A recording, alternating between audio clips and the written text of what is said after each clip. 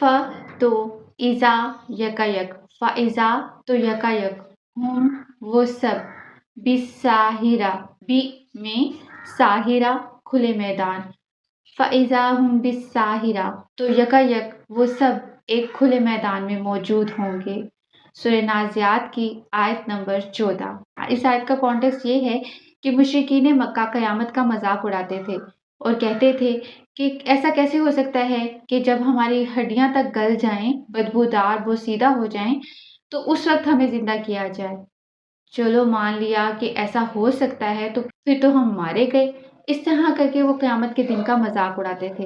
تب اللہ تعالیٰ نے ارشاد فرمایا کہ اللہ کے لیے کوئی مشکل بات نہیں کہ وہ تم لوگوں کی بوسیدہ ہڈیوں کو بھی اکٹھا کر کے تمہیں دوبارہ پہلے کی طرح زندہ کر دے۔ اللہ کے لیے تو اس کام کو کرنے کے لیے کسی تیاری کی بھی ضرورت نہیں، ایک جھڑکی ہی کافی ہے۔ تو اس جھڑکی کا نتیجہ اب اس آیت میں بتایا جا رہا ہے۔ ایک جھڑکی کی دیر ہوگی اور وہ سب یکایک ایک کھلے میدان میں موجود ہوں گے، اپنی قبروں سے زندہ ہو کر کھڑے ہو جائیں گے۔ یہ ساحرہ ورڈ کیوں یوز کیا گیا؟ ساحرہ لفظ کو تھوڑا باریکی سے دیکھتے ہیں۔ ساحر یا سحر عربی کا لفظ ہے۔ عربی میں یہ لفظ تب استعمال کیا جاتا ہے جب کوئی صحرا میں سفر کرنے والا کھلے ہموار میدان میں، جہاں صرف مٹی ہی مٹی ہو، ایک ہی رنگ کا ہو، زمین کا رنگ ایک ہی ہو، اور وہ تھکن سے چور ہو اور سونا چاہے لیکن سو نہ سکے کیونکہ نہ اسے کسی جھاڑی کی اوٹ ملے، نہ درخت کی اوٹ ملے، نہ کسی ٹیلے کی۔ ہموار میدان میں دور دور تک کچھ نہ ہو اور وہ اس خوف سے نہ سو سکے کہ جب وہ یوں کھلا سوئے گا تو اول تو نیند ہی نہیں آئے گی، نیند آ بھی جائے تو کوئی اسے لوٹ کر نہ لے جائے۔ یعنی نیند کا بالکل ختم ہو جانا اور ہموار میدان، ان دونوں چیزوں کا کنیکشن ساحرہ لفظ میں آتا ہے۔ ایک اور وجہ یہ بھی ہو سکتی ہے کہ جب صحرا میں کوئی سفر کر رہا ہو اور وہ سونا چاہے لیکن دور جب اس کی نظر پڑے تو اسے سراب کی طرح پانی نظر آئے، سراب نظر آئے، جیسے سورج کی روشنی جب ریفلیکٹ ہوتی ہے تو یوں لگتا ہے کہ وہاں پر پانی موجود ہے دور۔ تو ہو سکتا ہے کہ اسے لگے کہ یہاں پانی موجود ہے تو مجھے پانی لے لینا چاہیے، پانی کی شدید کمی ہے، پیاس سے تو وہ چور ہوگا ہی، تو اس کی نیند آٹومیٹکلی اڑ جائے گی، وہ سو نہیں سکے گا، وہ سراب کے پیچھے بھاگنا شروع کر دے گا یا کم از کم سوچے گا کہ مجھے پانی پہلے اکٹھا کر لینا چاہیے۔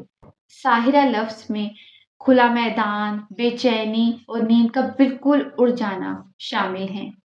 اب اس کو کنیکٹ کرتے ہیں ہم آیت نمبر 14 سے، فَإِذَا هُمْ بِالسَّاحِرَةِ۔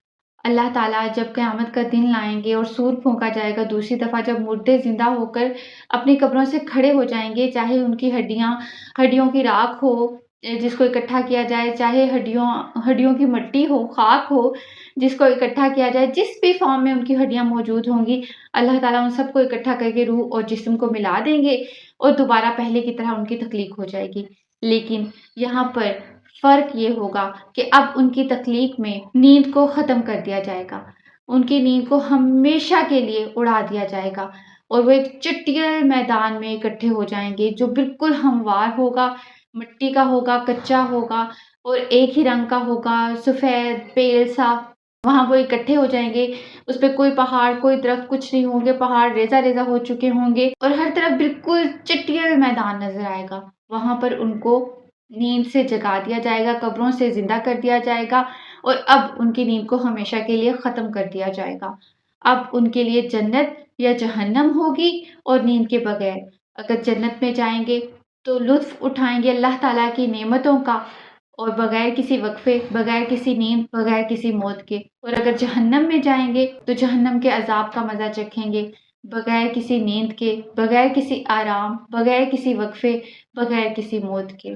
اللہم حاسبنا حسابا یسیرا، اے اللہ ہمارا آخرت کا حساب آسان کر، ہمیں ان لوگوں میں شامل فرما جن کو فرشتے ہاتھوں ہاتھ لیں اور ان کو خوش آمدید کیا جائے کہ ان کے اچھے اعمال کا اجر ان کو آخرت میں مل جائے۔ ربنا آتنا فی الدنیا حسنۃ وفی الآخرۃ حسنۃ وقنا عذاب النار۔ السلام علیکم ورحمۃ اللہ وبرکاتہ۔